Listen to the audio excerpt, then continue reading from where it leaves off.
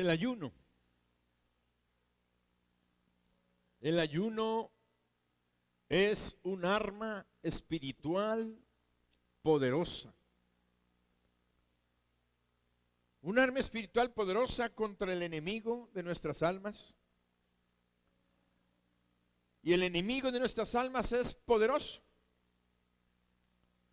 No es todopoderoso.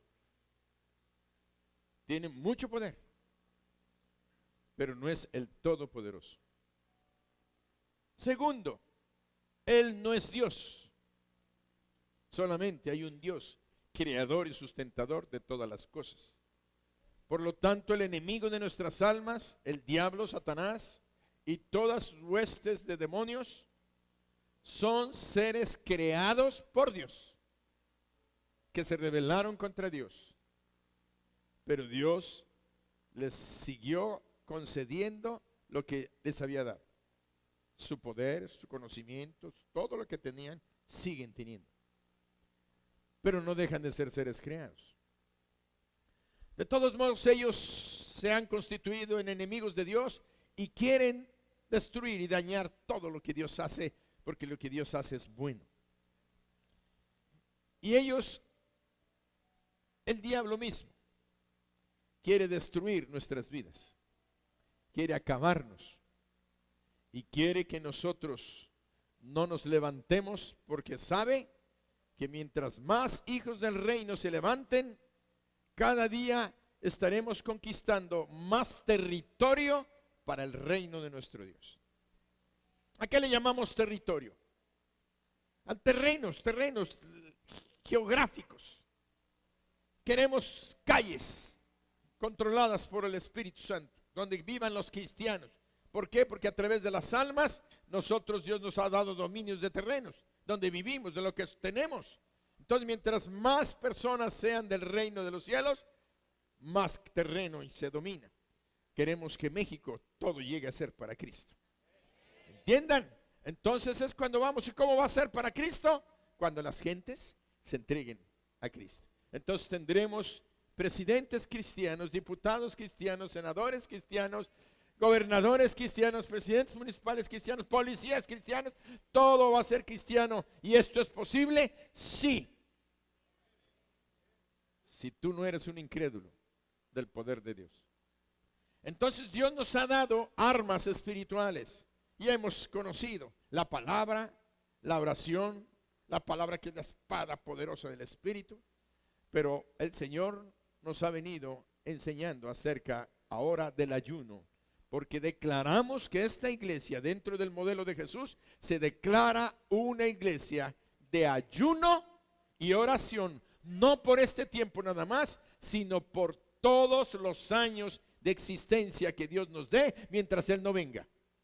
Amén. Una iglesia que va a estar humillándose y clamando a Dios por las circunstancias que sucedan en nuestra vida. ¿Cuáles circunstancias pueden suceder? Algunos motivos que estuve mencionando en las predicaciones pasadas y vuelvo a repetirlas para que sepamos por qué ayunamos. Tú puedes ayunar o debes de ayunar cuando un amigo, un conocido tuyo, un pariente tuyo esté enfermo. En tiempos de dolor, cuando ves que viene un peligro, cuando veas que viene una amenaza a tu vida, cuando el Señor ha profetizado algún juicio divino contra la ciudad, contra la nación, contra nosotros en lo particular, porque a veces llegan profetas y nos predican y nos dicen, ustedes tienen que arrepentirse porque hay rencor en esta iglesia. Entonces, ¿qué tenemos que hacer?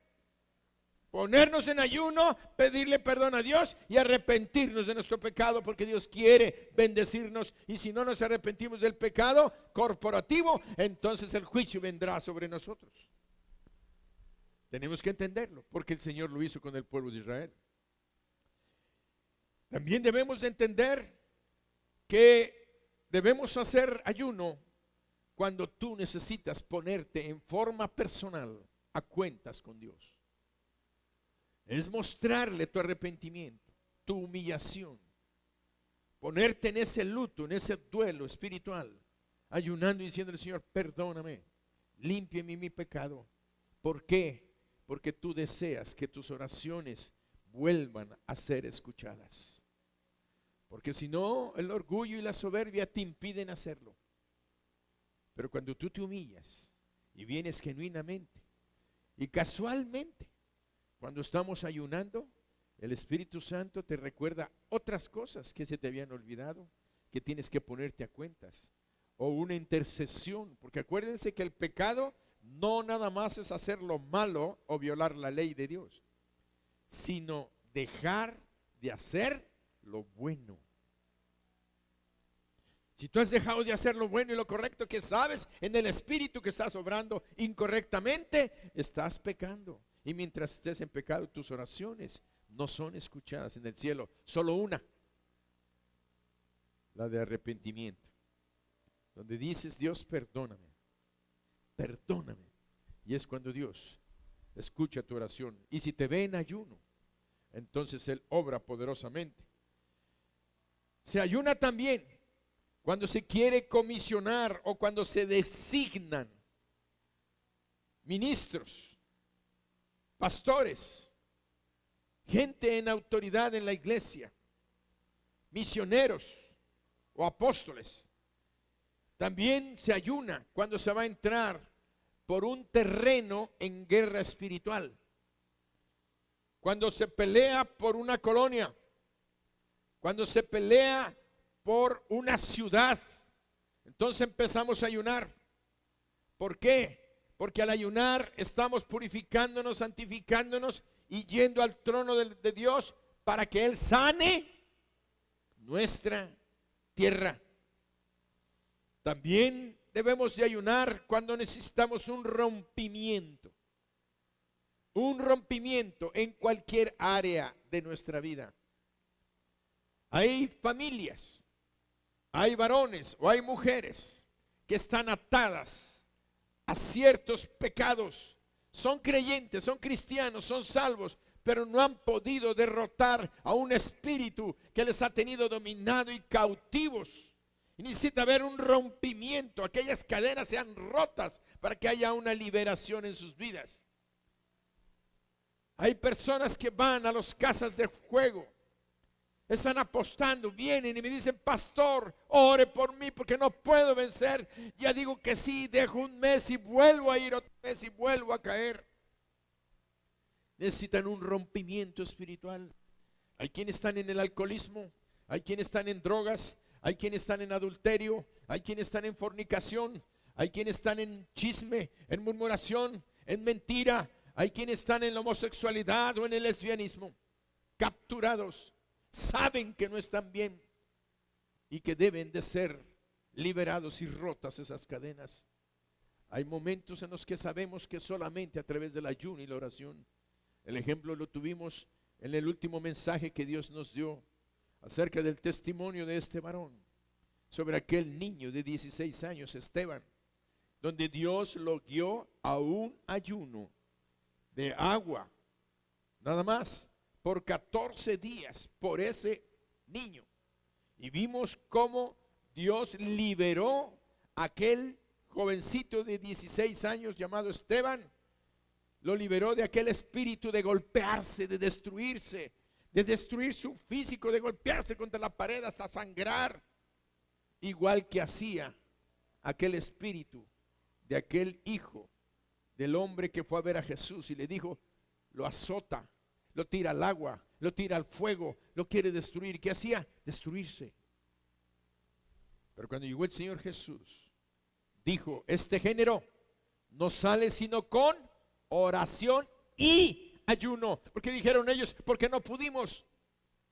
Entonces tú tienes que entender que hay espíritus de diferentes jerarquías y diferentes niveles. Hay espíritus sencillos o no muy fuertes que con una orden tienen que irse y se van.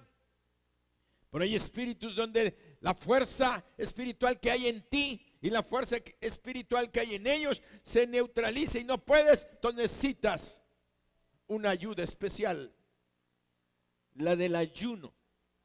¿Cómo funciona? ¿El ayuno es un arma que te da fortaleza? No, el ayuno te humilla delante de Dios. Y es cuando tú le pides, como decía este hermano, Dios, ¿qué tienes para Esteban? Y Dios le dijo, ayuna. Y él fue cuando se dio cuenta que Dios le dijo en el 14º día, ahora libéralo, reprende a ese espíritu, porque este género no sale sino con oración y ayuno. Entonces él se dio cuenta, pero ¿de quién requirió la ayuda? De Dios. Por eso es que nosotros necesitamos buscar a Dios, porque el diablo se sigue enseñoreando, lastimando nuestras vidas, robándonos las bendiciones. Necesitamos atarlo de manos y de pies. Necesitamos que Dios nos revele cuál es el hombre fuerte que ha estado atacando nuestra vida, para poder atarlo y echarlo fuera. Para eso necesitamos espíritu de revelación, y en el ayuno Dios nos da revelación, porque ustedes lo han comprobado ahora que están en ayuno leyendo la Biblia, bien como Dios les habla en una forma diferente que cuando no lo hacemos. Amén. Entonces tenemos que darnos cuenta de esto. Tú debes de ayunar entonces por rompimientos en tu vida, en tu hogar, en tu familia. No nada más rompimientos personales, sino rompimientos que vengan a destruir aquel yugo que ha tenido sobre tu cuello, que no te permite gozar y vivir la vida como cristiana fuerte y poderosa. Por eso también debemos de ayunar cuando necesitamos un milagro personal. Los milagros no vienen de la plataforma, como dice nuestro hermano Cash. Cuando él está en las noches de gloria, yo trato de ver todas las grabaciones del hermano, y él dice, levanten sus manos al cielo, porque los milagros no vienen, como diciendo, de mi persona, ni de la plataforma. Los milagros vienen de Dios. Entonces el ayuno que tú haces es diciéndole a Dios, Señor, levanto mis manos, necesito un milagro que venga de ti. ¿Se entendió? También, como último punto de los motivos, aunque hubiera más, tantos motivos como necesidades puedes tener, pero cuando hay una crisis que puede ser de tan grande envergadura, tan grande el asunto, que vemos que el ayuno puede hacer que una situación de tipo nacional, fíjense, nacional, pueda producirse un cambio fuerte y poderoso. Por eso vemos que el ayuno no obliga a Dios, pero Él puede hacer cosas grandes para cambiar el destino de una nación. Pero quiero decirles, Dios, al cambiar el destino de una nación, en este caso México, si ahorita lo que se oye es que vienen problemas económicos, que la gente no está confiando en el sistema, que están sacando dinero del país, es lo que se está oyendo. Ayer en la noche estaba platicando eso, que la gente está sacando dinero del país, que el dólar se está subiendo, que viene una crisis fuerte porque no hay credibilidad en nuestro país,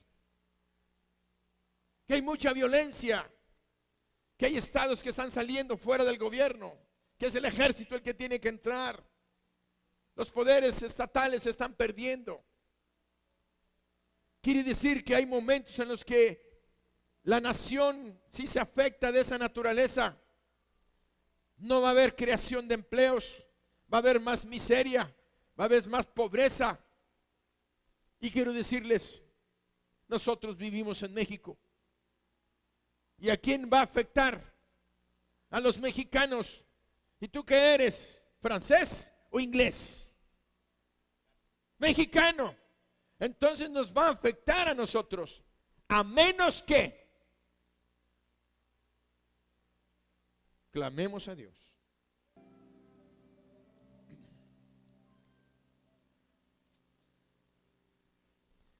Vemos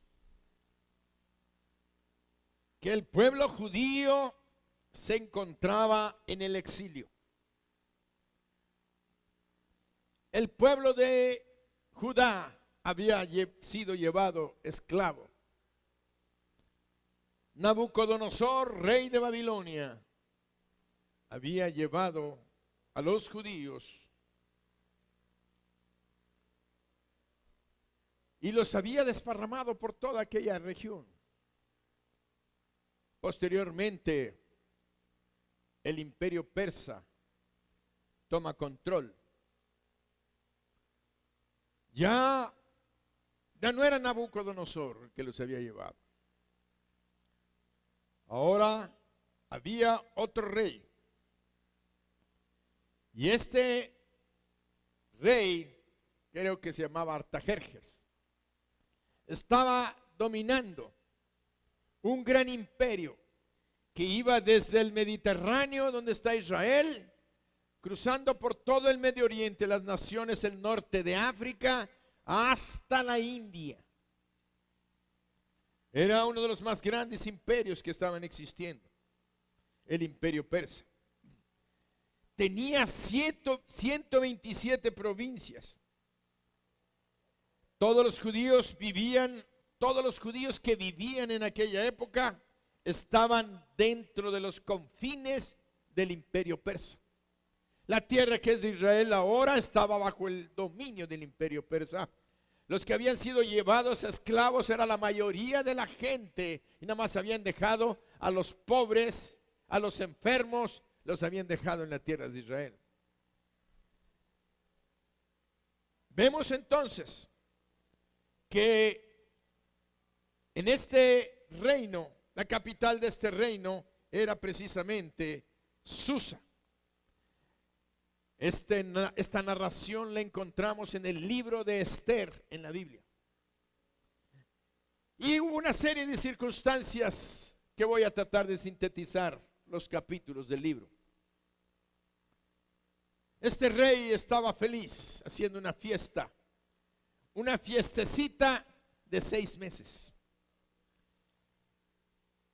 6 meses se aventaba, comiendo, bailando, tomando, comiendo, bailando, tomando, durmiendo, fiesta y todo lo que tenían, vino.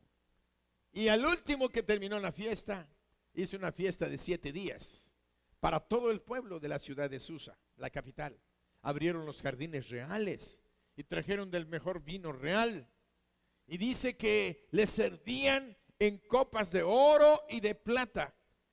Y no así en serie, sino que tenían diferentes modelos y formas. Fíjense, hasta ese lujo se daban en copas de oro para que el pueblo entrara y brindaran y comieran gratis durante 7 días.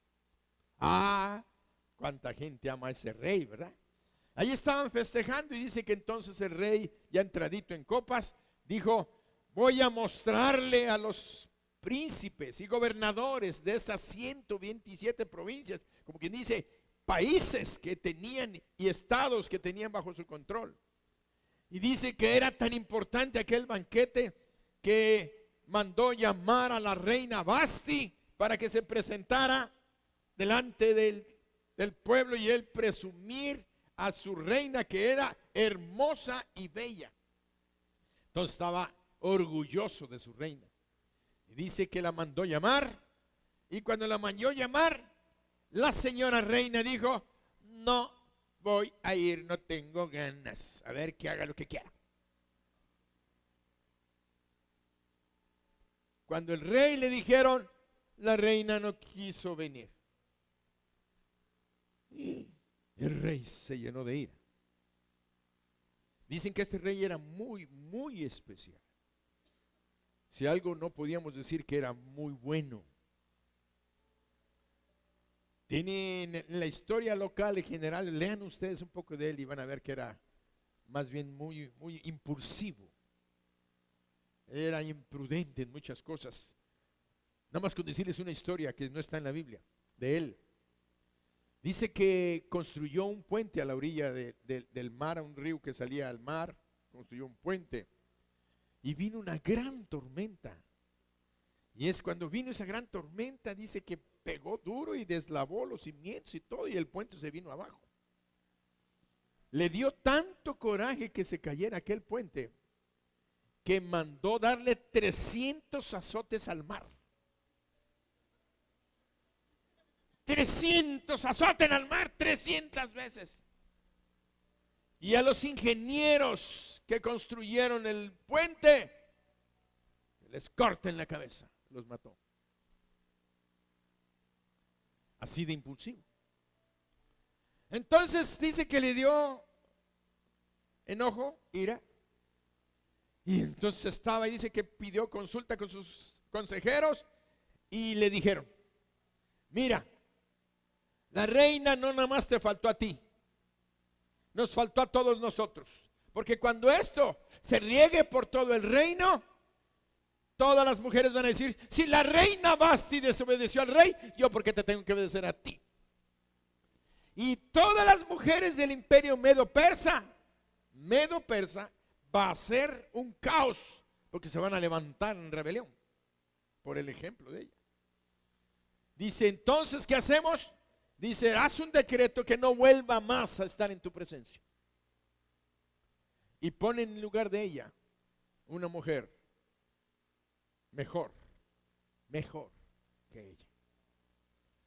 Y entonces ya el asunto fue que esta Vasti no volvió a ser reina.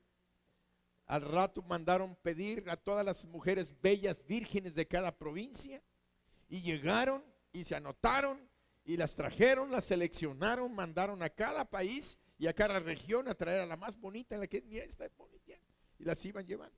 Total que tenían que hacer todo un proceso, 6 meses bañarlas en leche de burra. No, esa era Cleopatra. Bueno, eran afeites, léanlo. Eran perfumes y vestidos y dietra y todo para que olieran, y 6 meses y luego otros 6 meses. Y después de que estaban en esos cuidados en la casa del rey, del palacio del rey, con cuidados de gente que las cuidara, después de 12 meses las podían presentar delante del rey a ver si le gustaba al rey. Pues total, había en Susa, la capital, había una muchacha llamada Esther. Esta muchacha llamada Esther tenía un primo,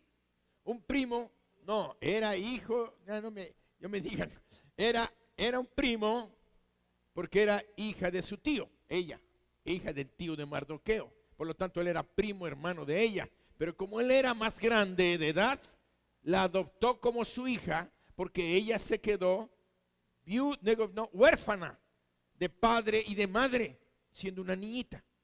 Entonces él, su primo, la recoge como hija y la cría y la educa como una hija. Entonces vemos que él la crece, y él, viendo y sabiendo que su hija adoptiva la quería como hija, aunque era su primo, la quería tanto y la veía tan bonita, dijo: esta hay que llevarla al concurso porque seguro que gana. Y la llevó y la inscribió. Y suceden tantas casualidades que yo ya no le llamo a esas casualidades, sino diosdalidades. ¿Sí? Donde Dios está promoviéndose, moviendo lo que tú no sabes, lo que tú no te das cuenta. Qué casualidad que sucedió esto, qué casualidad que no. Es Dios que tiene en control, que va moviendo las cosas para bendecir tu vida. De tal manera que ella ya entra el concurso y encuentra gracia delante del jefe de los eunucos, de la que las preparaba, la que se la presentaba al rey. Y para no hacerse las largas, ganó el concurso y se hizo la reina del imperio medo-persa, la esposa del rey. Y resulta que su papá adoptivo, Mardoqueo, se llama en la Biblia, o se llamaba Mardoqueo, dice que se acercaba todos los días allí cerca del palacio, en un jardín donde había una verja, y como que se asomaba para ver cómo estaba. ¿Quién? Su hija. Su hija, ¿cómo le va? ¿Cómo está? Y ahí no faltaba quien le decía: está muy bien, está contenta, o esto, el otro, aquello, perfecto. Y todos los días se iba a dar vuelta, y de repente se sentaba allá en la entrada del palacio. Y dice que al estar sentado en la puerta del palacio, iba un hombre de los 127 provincias, de los príncipes y gobernadores, eran gente muy importante. El rey Asuero o Artajerjes, este rey tenía la fiesta y tenía de consentido entre todos esos príncipes poderosos, tenía a uno que vivía ahí en Susa, en la capital del reino, y este se llamaba Amán. Y este Amán dice que entraba por el palacio y todos, como veían que era el conce del rey, entonces dice, todos lo veían y se le postraban y se arrodillaban delante de él y le hacían ceremonia. Y cuando él entraba, Mardoqueo estaba sentado, lo veía entrar y todos se postraban ante Amán. Si no era el rey, nada más era el consentido del rey. Pero para quedar bien, todos se arrodillaban y todo. Y entonces dice que él no. Y Mardoqueo empezó a darse cuenta, Amán empezó a darse cuenta que Mardoqueo no lo hacía. Entonces, un día le dijo que se arrodillara. Y los consiervos le dijeron, ¿por qué no te arrodillas ante Amán? Además, el rey le agrada que hagamos eso. Y él le dijo, no, porque yo soy judío. Y yo no me postro, más que ante Dios. Además, él no es el rey. Si fuera el rey sería otra cosa, pero no es el rey. Entonces no me pongo que prostrar ante otro hombre. Y entonces dice que llegó a oídos de Mardoqueo, de Amán, que Mardoqueo era judío, porque él dijo, soy judío. Para eso le había dicho a Esther, no digas que eres judía. Tú no digas, manténlo en secreto. De tal manera que llegó el momento en que este Amán llegó a tener tanto coraje por Mardoqueo, porque no se humillaba delante de él y no se arrodillaba. Y dice que llegó a su casa enojado y diciendo, ese Mardoqueo me hace quitarme el gozo que tengo de ser el consentido del rey, y todo nada más por ese que no se me arrodilla. Soberbia y orgullo en este Amán. De tal manera que él le pregunta a su mujer y a unos consejeros que él tenía, y ellos le dijeron, pues mándalo matar, se puede. Y entonces alguien le dice, no, pues ¿por qué no? Aprovechas y deshaces a todos los judíos.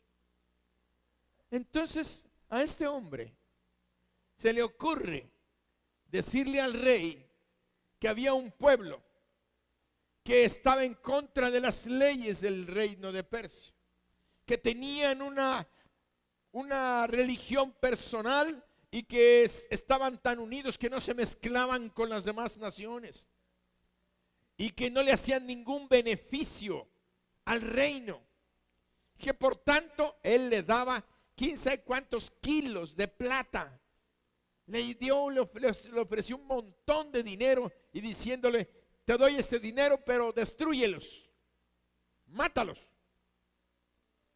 Y dijo el rey, como era el consentido, no los voy a matar. No te voy a aceptar tu dinero, pero haz lo que quieras con ellos. Y entonces este hombre, no conforme con matar, por ejemplo, a Mardoqueo, quiso destruir a toda la nación judía.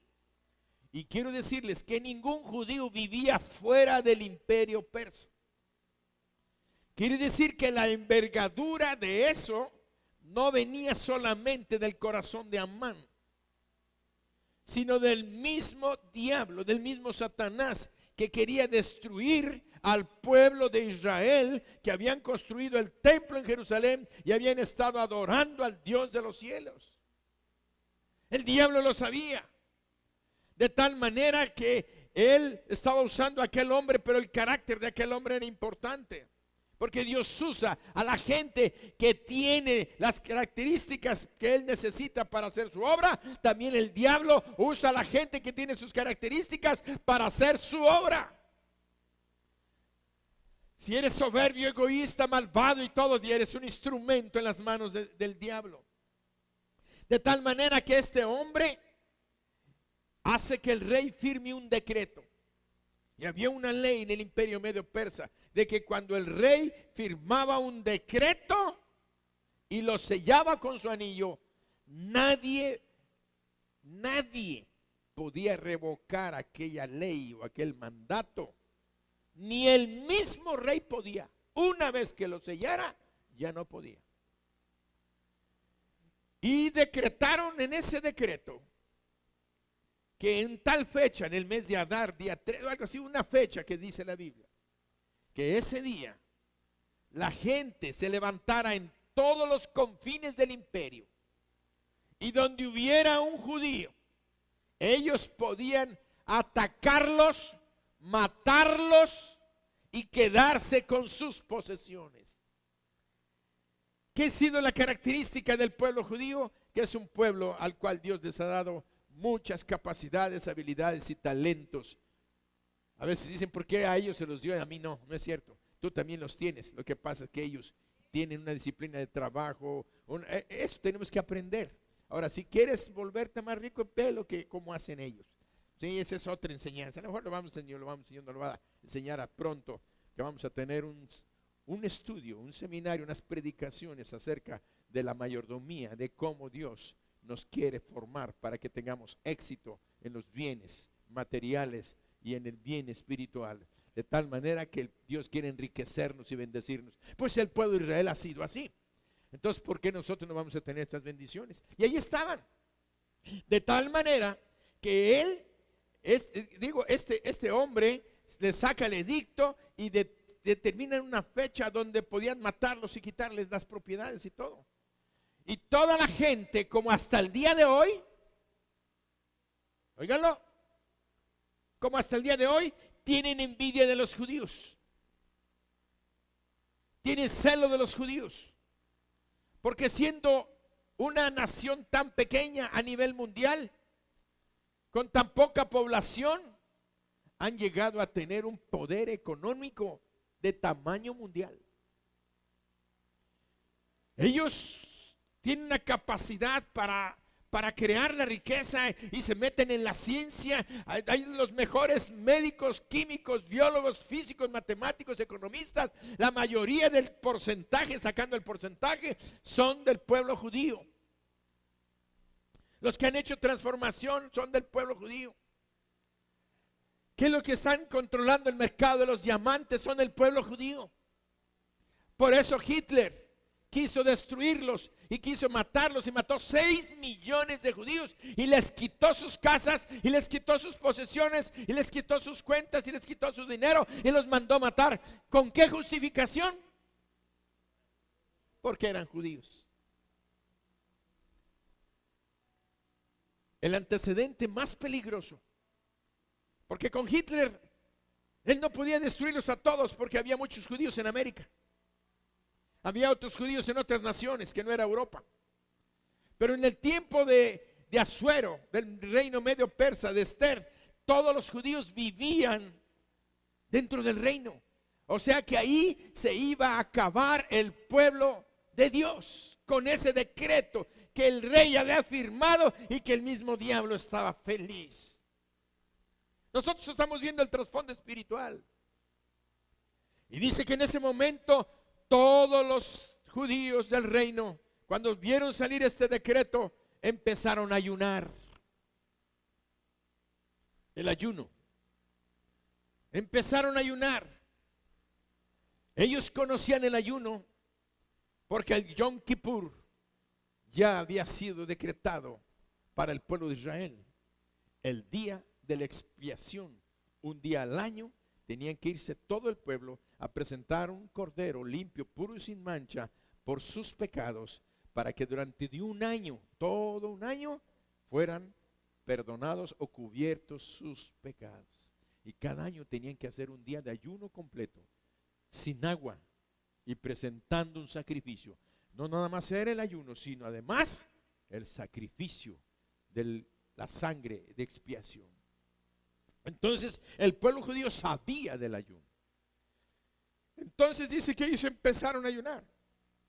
Empezaron a ayunar y había aflicción en todo el imperio de todos los judíos. ¿Qué estaban pensando? Ya se había firmado. Ellos sabían la calidad del mandato no se puede revocar, ni el mismo rey lo puede cambiar. Ya no había manera de echarse para atrás. No había manera. Ni el mismo rey, si se arrepentía, no podía. Entonces era la situación, todos los padres sufriendo por sus esposas, por sus hijos, diciendo, ¿y ahora qué? Tal fecha vamos a morir. Y toda la gente seguramente se acercaba y les decía, ahora sí, ya tal día me voy a quedar con tu casa, te voy a matar y todo esto, todo lo que oían. Imagínense los niños, imagínense las mujeres, imagínense la gente. Se iban a venir sobre ellos y les dijeron, ármense y destruyanlos. Amán, feliz y contento. Pero Mardoqueo, el papá adoptivo de Esther, le manda el edicto y se lo manda y le dice, mira, esto salió. Yo nomás te digo una cosa, prepárate y preséntate delante del rey. Intercede por tu pueblo. Y entonces ella le manda y le dice, no puedo, porque tú sabes la ley. Cualquier persona que entre al jardín del rey, donde él está, sin permiso, sin autorización de que él lo haya mandado llamar, la ley dice que sea muerto, a menos que el rey extienda su cetro de oro. El cetro es la autoridad.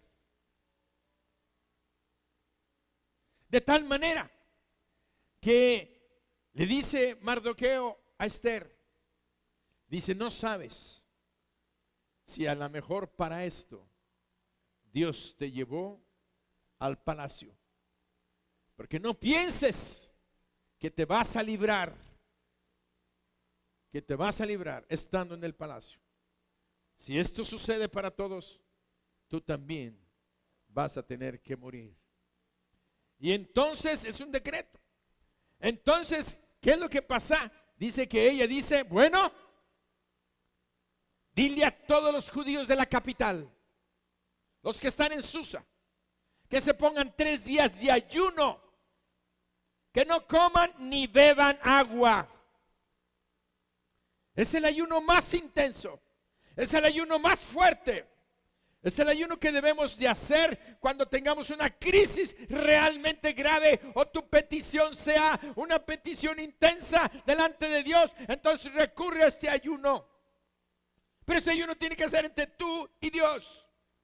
No tienes que andarle diciendo a la gente, estoy ayunando, mira qué demacrado estoy. No, dice que te pintes, que te arregles, que te salgas y que no muestres que estás ayunando, porque el que Dios que te ve humillado en su presencia, Él te va a recompensar en público. Entonces, ¿qué es lo que sucede? Que en ese momento ella dice, dile a todos los judíos que están en la capital, que 3 días de ayuno, yo voy a ayunar. 3 días de ayuno sin comer ni beber, con mis doncellas y las que me rodean. Quiere decir que ya había ganado gracia, el afecto, el cariño de la gente que la rodeaba. De tal manera que él se lanza y cita al ayuno, y 3 días estuvieron de ayuno.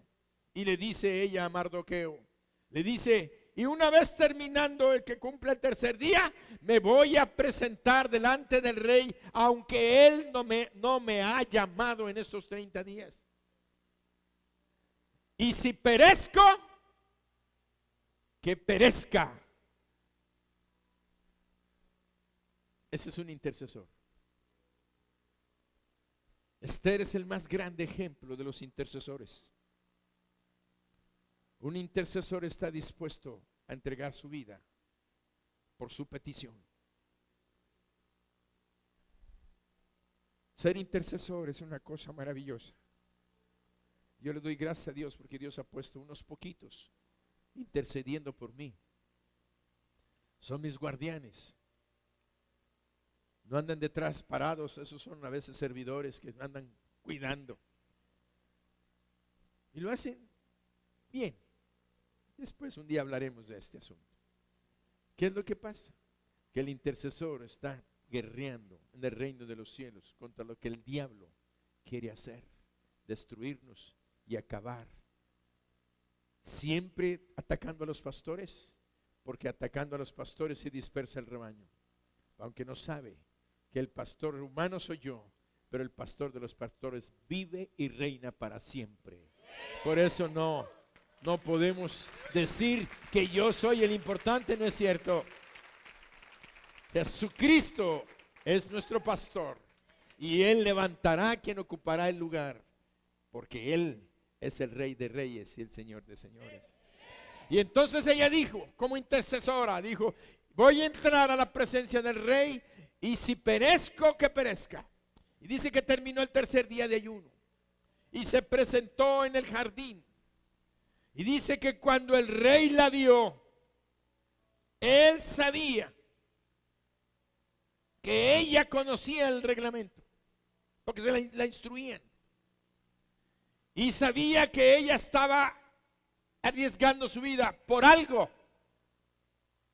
Entonces dice que cuando la vio, sintió agrado con ella, levantó su cetro y lo extendió. Cuando él le extiende el cetro, ella se acerca y toca aquel cetro. Yo le dije: Dios, revélame. No me lo reveló, pero dije: revélame qué significado tiene ese momento donde toca el cetro de oro. Debe de haber algo más espiritual en ese aspecto. Pero una cosa sí sé, que era el momento donde la gracia del rey estaba siendo sobre aquella mujer que ya era una delincuente ante las normas y los reglamentos del reino. Era una digna de muerte ya. Pero al extenderle su gracia, encontró ese perdón de que no fuera matada. Por eso es que a veces digo yo: ¿será que esa es la gracia que Dios nos dio a nosotros en Cristo? El Rey de Reyes y el Señor de Señores, el Dios Todopoderoso, nos extendió su cetro a través de Cristo, y nosotros solamente tocando a Cristo y clamando a Cristo hemos sido reos de muerte y hemos sido perdonados y salvados.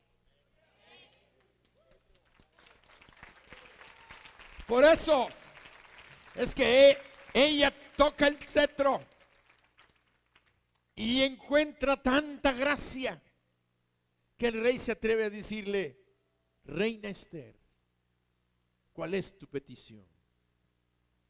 A lo mejor yo, si fuera la reina Esther, le hubiera dicho: salva a mi pueblo porque nos quieren matar. Ya, pero ya. Ella se reprime. Tiene el control, la sabiduría, el entendimiento que viene del ayuno. Óiganlo. Cuando tú estás ayunando, Dios te da una sabiduría especial, te da una percepción especial, te da eso que solamente puede venir de Él. Entonces dice que ella se reprimió y le dijo el rey: reina, ¿qué quieres? Hasta la mitad de mi reino te daré. Fíjense, cuánta gracia. En cambio, el Rey de Reyes y el Señor de Señores, cuando tocamos a Jesucristo, nos dice que Él nos va a dar todas las cosas que están en el cielo a través de Jesucristo. Las riquezas en gloria en Cristo Jesús, todas son para nosotros. A ella le daban la mitad del reino. Entonces, ¿qué sucede en ese momento? Que ella le dice: oh rey, quiero honrarte, quiero hacer un banquete para ti. Y ella dice: ¿eso? Está bien, tienes el permiso. Me quiso honrar. Sabia. Entonces dale lugar a la autoridad que Dios ha puesto, porque al fin de cuentas Dios había puesto a ese rey. De tal manera que él le encuentra, dice, le hace la fiesta, y al primero que invita es a Amán, el que hizo firmar el decreto. Y lo pone en la lista y le manda la invitación a la reina. Y Amán llega feliz a su casa. Mujer, creo que se llamaba Ceres. Dice: mujer, la reina le va a hacer un banquete al rey. ¿Sabes qué? Soy de sus primeros invitados. ¡Ah! ¡Qué precioso! Eres el consentido del rey y ahora de la reina. Ahora sí, ya la hicimos.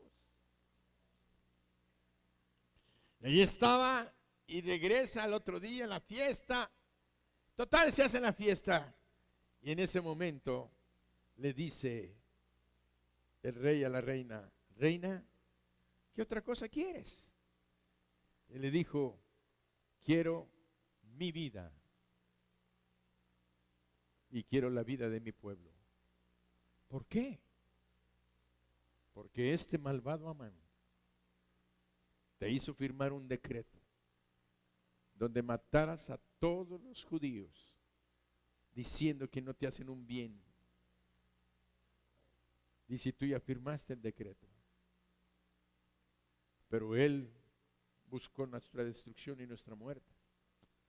Y entonces dice que se volvió lleno de ira el rey, así impulsivo como era, contra Amán, como lo había engañado, haciéndolo firmar.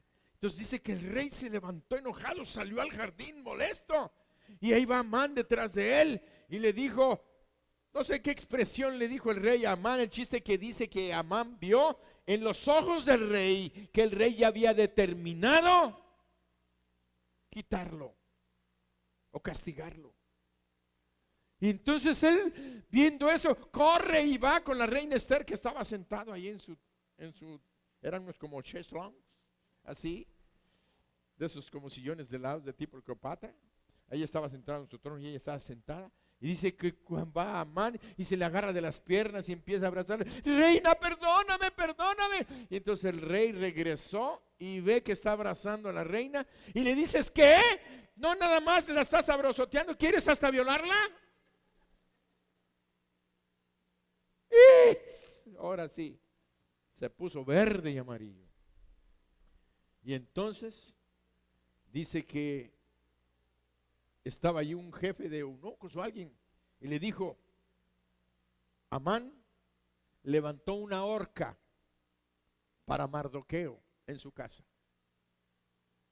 Y Mardoqueo en su casa levantó esa horca, dijo: así, pues que vayan y lo cuelguen en ella.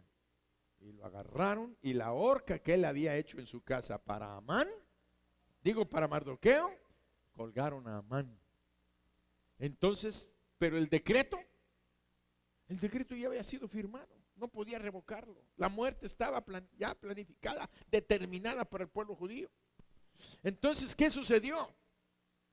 Que en ese momento el rey dice: reina, pues puedo formar otro decreto donde autorizo que los judíos de todo el reino, tus paisanos, se armen y se defiendan y le den duro a aquellos que los quieran matar y que les quieran despojar. Entonces ahora sí, les doy la libertad de defenderse, pero no puedo cambiar el decreto.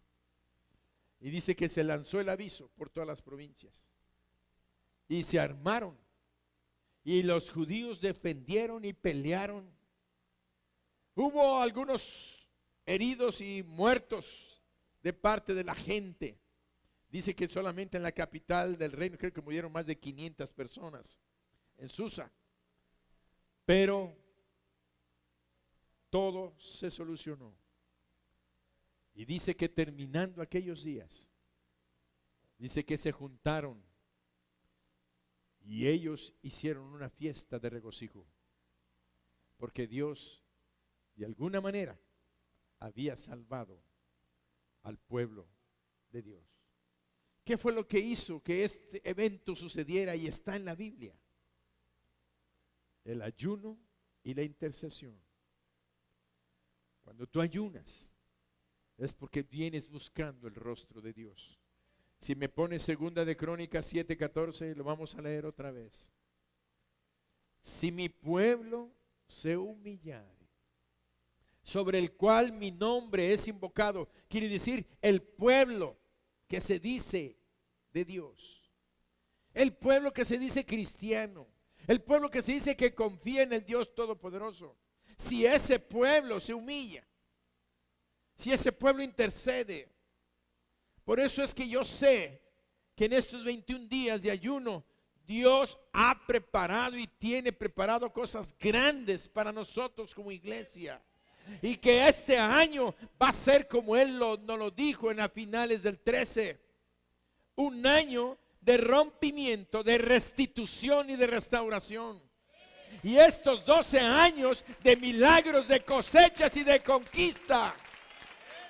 Es un año donde Dios se va a compadecer de nosotros porque nosotros reconocemos su gracia. Entonces, segundo de Crónicas 7:14. Entonces, ¿qué tenemos? Que en ese momento, dice, está la palabra, vamos todos a leerlo en voz alta. Si se humilla, acuérdate que estás escuchando la voz de Dios. Porque esta lectura no es algo que tú pronuncias, sino es la voz de Dios hablando. Él está hablando. Si se humillare mi pueblo, sobre el cual mi nombre es invocado, y oraren y buscaren mi rostro, y se convirtieren de sus malos caminos, entonces yo oiré desde los cielos y perdonaré sus pecados y sanaré su tierra. Si se humillare, ya aprendimos, si ayunares. ¿Hasta qué grado de ayuno? Tú sabes lo que vas a entregarle en tu ayuno a Dios. ¿Qué cosas aprendemos hoy? Dios quiere bendecirte a ti en lo personal. Dios quiere bendecirte como familia humana, tu familia carnal, humana. Pero Dios quiere bendecirlos como iglesia, como la familia espiritual, donde somos de esta casa. Mi ges es que mi casa y mi qué. Mi ges es que es mi casa y mi familia. Esta es la familia que Dios nos ha dado. Mientras tú ayunes y ores por esta casa, tu casa, que forma parte de esta familia, será bendecida. Por eso debemos de orar y ayunar por México, para que México venga a un encuentro con Cristo y nuestros hijos y nuestros nietos sean bendecidos en esta nación. Dios puede cambiar el rumbo de la historia de una nación cuando un pueblo en una ciudad y en una nación se humillen delante de Él y oren. Amén. Dáselo fuerte al Señor.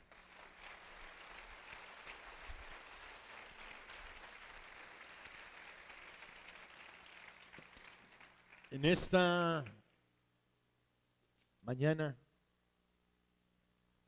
Dios quiere salvar a su pueblo. Dios quiere bendecir a su pueblo. Y hay muchas personas que Dios ya las contempló como parte de su pueblo, aunque todavía no son de su pueblo. Y muchos están aquí en esta mañana. Te estoy hablando a ti, hombre o mujer o joven, que nos estás visitando en esta mañana. Estás aquí en medio del pueblo de Dios, de los hijos de Dios. Y te voy a decir una cosa. Si estás aquí es porque Dios te trajo aquí para que escucharas su voz. Tú no puedes ser parte de la familia de Dios si primero no aceptas a Jesucristo, su Hijo, en tu corazón. Aceptar a Jesucristo, ¿qué quiere decir? Quiere decir, tienes que reconocer que Jesucristo es el Hijo del Dios eterno, que vino a ser engendrado en el cuerpo de la Virgen María, y que el Espíritu Santo engendró el cuerpo de Jesús, el Hijo de Dios. Y que Jesús, el Hijo de Dios, vino al mundo a través de ese cuerpo y nació y creció entre nosotros y vino con un propósito: morir en la cruz por nuestros pecados. Y su sangre tiene el poder de limpiarnos de todo pecado. De tal manera que todo aquel que cree lo que Dios hizo, entregar a su Hijo para salvarte, para ocupar tu lugar y mi lugar en la cruz, porque a nosotros nos correspondía morir. Nosotros somos culpables, reos de muerte, igual que la era Esther. Pero ella tocó el cetro que el rey le extendió. El Rey de Reyes y Señor de Señores te está extendiendo su cetro en este momento. Te está extendiendo su cetro para que tú toques por fe la muerte de Jesucristo su Hijo y la recibas como la muerte tuya y el perdón de tus pecados, porque Él resucitó de los muertos, demostrando que había vencido al mal, al maligno, y tiene el poder de perdonar pecados. Por eso en esta mañana yo te invito para que le abras tu corazón a Jesús y lo llames a entrar a tu vida. Así dice la Biblia: mas a todos los que le recibieron, a los que creen en su nombre, les dio potestad de ser hechos hijos de Dios. Les dio potestad de ser hechos hijos de Dios. Por eso solamente los que reciben a Cristo son hijos de Dios y forman parte de su familia. Por eso yo te invito a ti que estás aquí. Dios te trajo hoy porque quiere salvarte. Quiere que salgas siendo su hijo y Él sea tu papá, tu padre, siendo el Dios eterno. Por eso inclina tu cabeza y ahí donde estás, en voz baja, repítelo, no en silencio, porque es necesario que tú lo confieses con tu boca, que sea una confesión real que salga de tu corazón. Dile a Dios, y el pueblo me apoya: Padre, en el nombre de Jesús, te pido perdón de mis pecados. Te ruego que me limpies con la sangre preciosa de tu Hijo Jesucristo. Me arrepiento de todos mis pecados, de toda la maldad que he hecho. Hoy reconozco que soy pecador o pecadora, que necesito la salvación de mi alma. Y por eso, Señor Jesús, tú que moriste por mí, te invito a entrar a mi corazón. Te recibo como mi Dios, como el Señor de mi vida, el Rey de mi vida, y también como mi Salvador. Límpiame con tu sangre y dame la vida eterna que tú ofreces. Te recibo, Señor Jesús. Quiero ser parte de tu familia. Quiero ser tu hijo, Padre eterno. Y quiero que seas mi Salvador, mi Dios y Señor. Amén.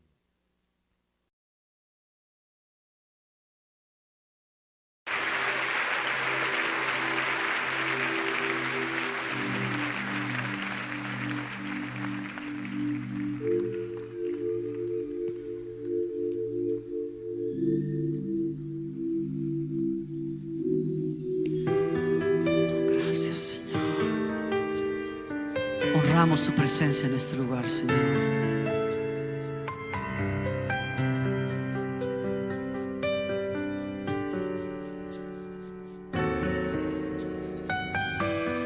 Tu gloria, presencia, venga hoy aquí.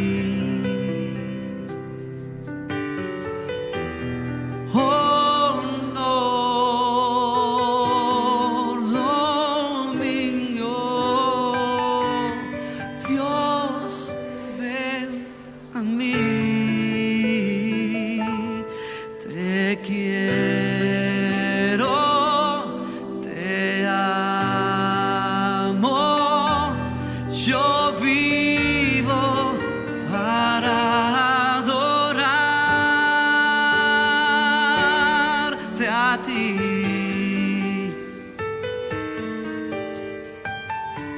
Este es tu tiempo, iglesia, de invitarlo a Él a ser el amado entre nosotros, alzando tu corazón.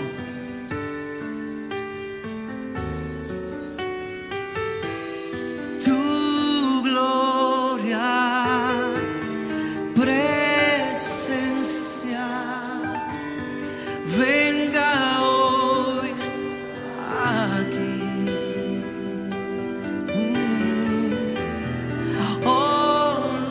Honor, dominio, Dios ven a mí. Te quiero,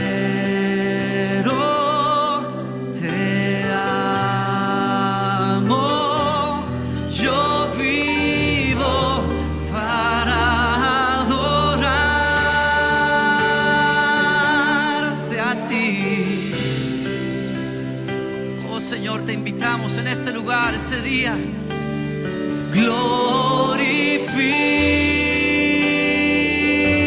Glorifícate,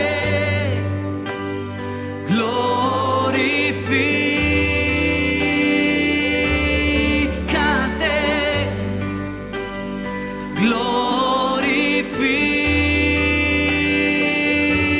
glorifícate por siempre.